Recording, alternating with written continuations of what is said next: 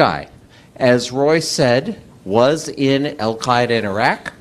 I was in Iraq between 2000. I started there in 2003 and served until 2010 with 20 months off for good behavior when they made me ambassador to Algeria, but then Condi Rice sent me back to Iraq again. So during that time, this guy, who's now the president of Syria, that's him on the left in his al-Qaeda guise.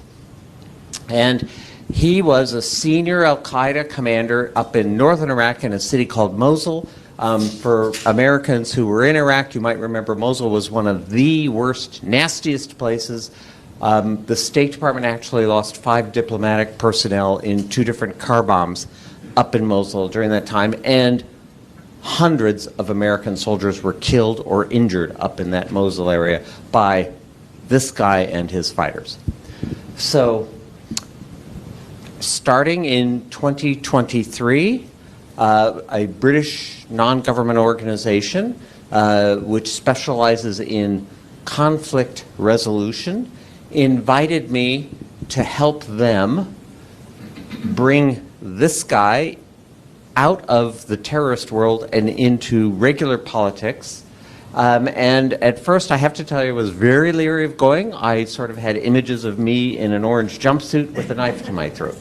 But after talking to several people who had gone in, and one of whom had met him, I decided to take the chance. And so the first time I met him, this guy's name, his nom de guerre was Abdulkader Jolani, but his actual name is Ahmed Shara, which he only revealed to the world after he captured Damascus in the Blitzkrieg of December 2024, about 5 months ago. First time I met him, I sat down next to him, and I'm literally as close as I am to Roy, and I said, this is all in Arabic, I said, never in a million years could I imagine that I would be sitting next to you.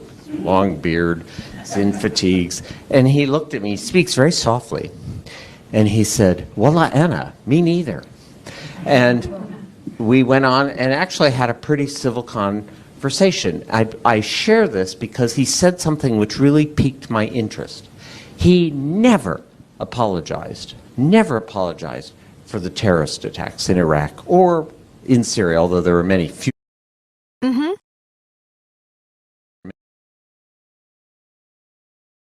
Also said, you know, now I am governing an opposition-held area of northwest Syria, and I am learning that the tactics and the principles that I was following in Iraq do not apply when you actually have to govern 4 million people. And they had 2 million residents of that area of Syria, and then another 2 million refugees who had come there from other parts of Syria. So they had a population of 4 million. He said, I am learning that to govern, you have to make compromises. I was very struck by that. So that was in March 2023, just over 2 years ago. We went back a second time in September. I went to Syria in January. I met Ahmed Shara, the president then. When I saw him in the presidential palace, I said, never in a million years did I expect to see you here. And he kind of grinned and he said, well, I like to keep surprising you, Mr. Ambassador. He has a sense of humor. I don't normally think of al-Qaeda as having a sense of humor, but anyway.